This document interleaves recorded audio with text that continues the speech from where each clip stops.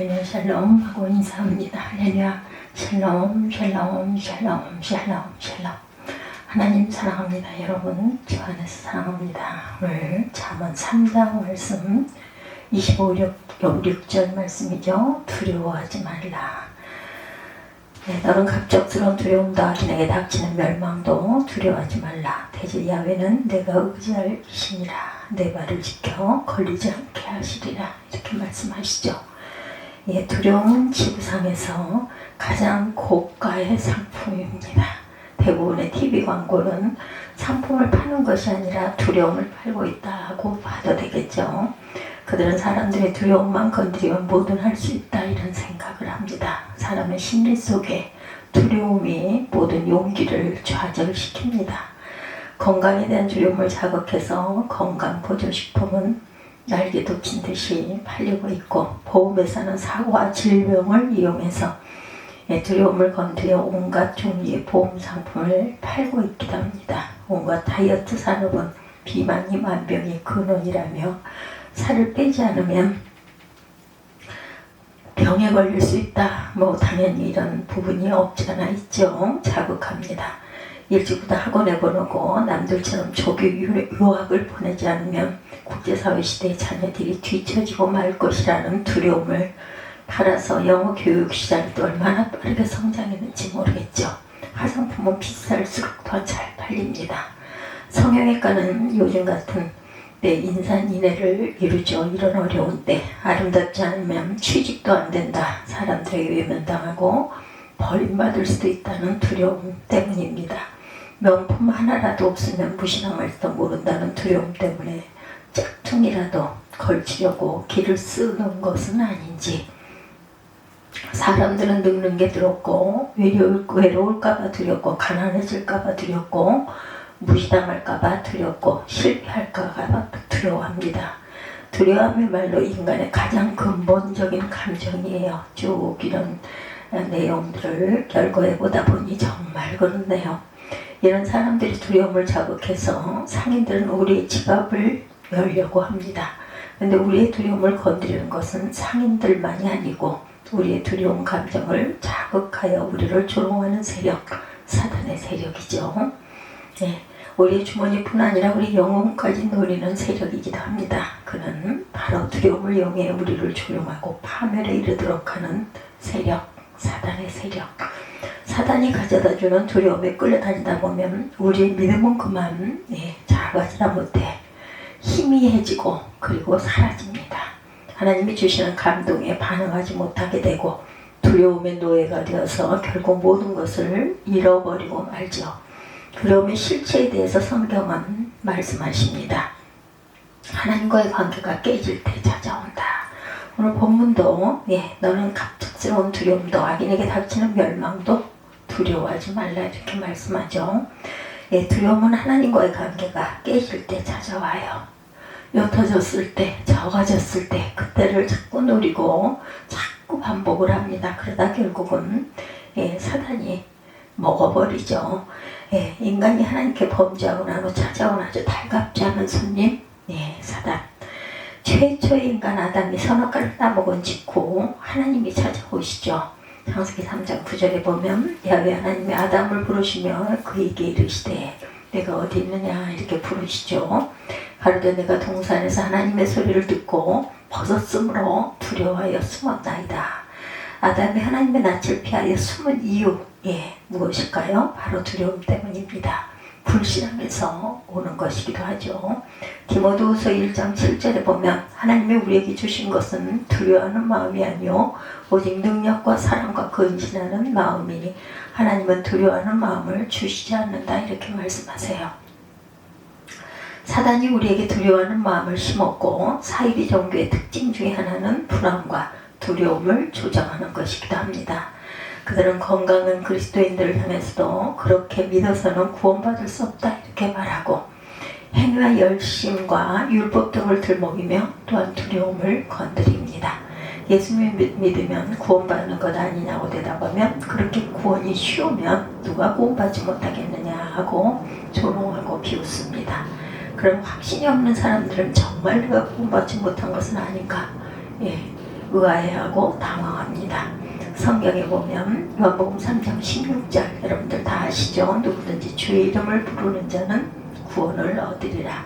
사도행전 2장 21절 이는 저를 믿는 자마다 영생을 얻으리라고 요한복음 3장 16절에 말씀하죠. 누구든지와 믿는 자마다를 강조하고 있어요. 여러분에게 와서 두려움을 심고 불안을 조성하고 쫓아버리기를 바랍니다. 그것은 절대 하나님의 방법이 아니다. 두려움을 심고 불안감을 조성하는 그런 세력들을 쫓아버리시기 바랍니다. 요한계시록을 읽으면 이해가 잘 되지 않았던 부분들이 좀 있어요. 그렇죠? 마지막 심판을 언급하면서 영원한 형벌에 놓일 사람들 가운데 두려워하는 자들이 가장 먼저 나온다라는 거, 살인하는 자를 음행하는 자들, 점치는 자들, 우생 숭배자들이 심판받는 것은 수긍이 가는데 믿지 않는 자들, 거짓말하는 자들까지도 그럴 수 있다는 생각이 드는데 두려워하는 자들이 왜 심판을 받아야 하는지 이해가 가지 않기도 하죠. 왜 두려워하는 자가 심판을 받아야 하는가? 하나님과의 관계가 깨진 사람의 제일 큰 특징이 두려움이다. 아담이 범죄한 후에 두려워 숨었고 요나가 그랬고 다윗이 범죄 후에 숨었습니다. 두려움으로부터 파생되는 것들이 많아요. 불안과 초조, 걱정과 염려, 도피와 집착 등이 모두 다 두려움과 연관이 되어 있습니다. 디모데전서 6장 9절에 부활하는 자들은 시험과 올무와 여러 가지 어리석고 해로운 정욕에 떨어지나니 곧 사람으로 심령과 멸망에 빠지게 하는 것이라 이렇게 말씀하세요. 두려움은 현대인들의 가장 큰 문제입니다. 사람은 취약에 대한 두려움, 거센 비평에 대한 두려움, 버림받음에 대한 두려움, 거절에 대한 두려움, 대립에 대한 두려움, 능력 부족에 대한 두려움, 실패에 대한 두려움, 죽음에 대한 두려움 등 갖가지 두려움에 직면해요. 근데 그 배후에 사단이 숨어서 조종하고 있음을 우리는 잊지 말아야 된다. 그리고 두려움에 굴복하지 말아야 합니다.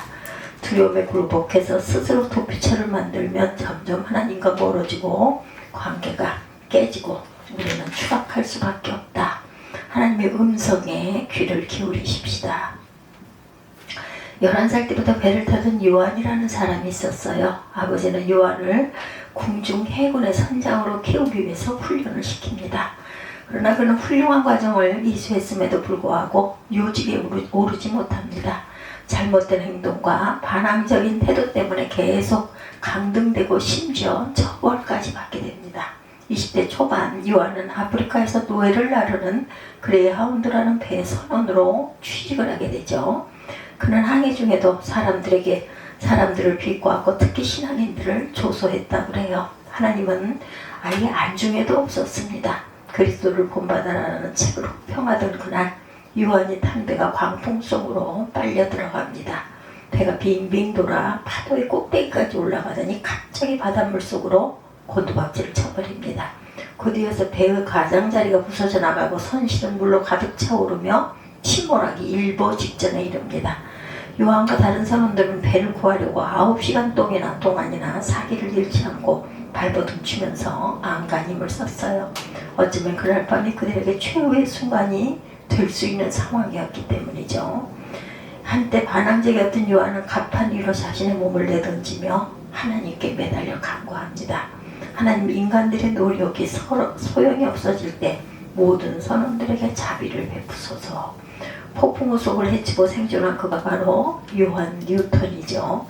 한때 그렇게도 반항적이었던 인간이 변해서 나 같은 죄인 살리신 주 은혜 놀라워 믿었던 생명 찾았고 광명을 얻었네와 같은 은혜로운 찬송가를 작곡하고 당대 위대한 설교자가 되어서 그 50년 가까이 하나님의 은혜를 전파하다가 일생을 마친 사실 여러분들 아시죠?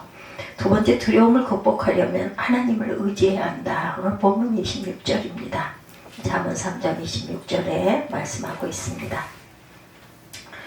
대저 야훼는 내가 의지할 이시라 내 발을 지켜 걸리지 않게 하시리라. 25절 너는 갑작스러운 두려움도 악인에게 닥치는 멸망도 두려워하지 말라.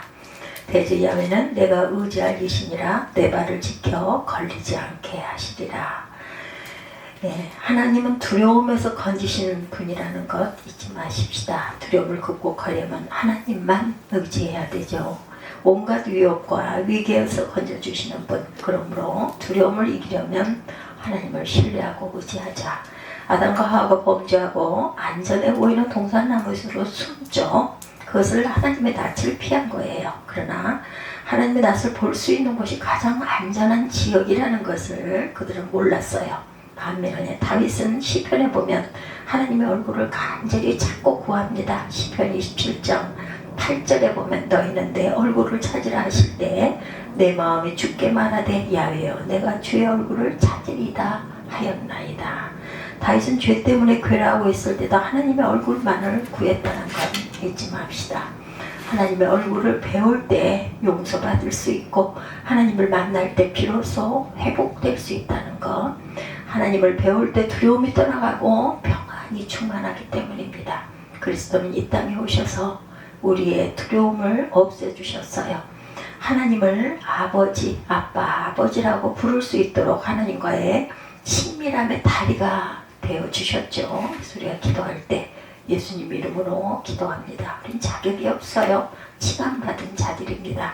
로마서 8장 15절에 너희는 다시 무서워하는 종의 영을 받지 아니하였고 양자의 영을 받았으므로 아빠 아버지라 부르짖느니라. 이제 우리는 하나님께 사랑스러운 자녀가 되었죠.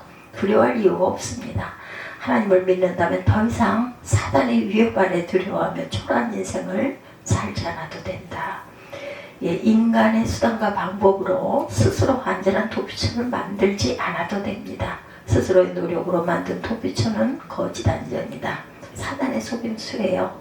카리스트에서 28살에 박사학위를 받고 대덕연구단지 연구소에서 일하던 최하진 박사의 간증입니다. 그럴듯한 학벌과 안전한 직장을 양손에 쥐고 출세를 향해 달려가는 그에게도 선배의 음주와 유흥문화를 따르지 않으면 신변에 엄청난 손해를 입을 것 같아서 두려움에 굴복하다 보니 나중에는 그런 분위기를 주도하는 위치에 서게 되었다고 해요. 그러던 어느 날 부서의 상사가 저 여기 부릅니다. 오늘 외국에서 손님이 오는데 자리를 함께 할 수 있겠나? 중요한 손님이니 저녁 식사 후 2차까지 예약을 해놓게. 한참을 갈등하다가 더 이상 세상과 타협하지 않으려는 결심으로 다시 상사를 찾아갑니다.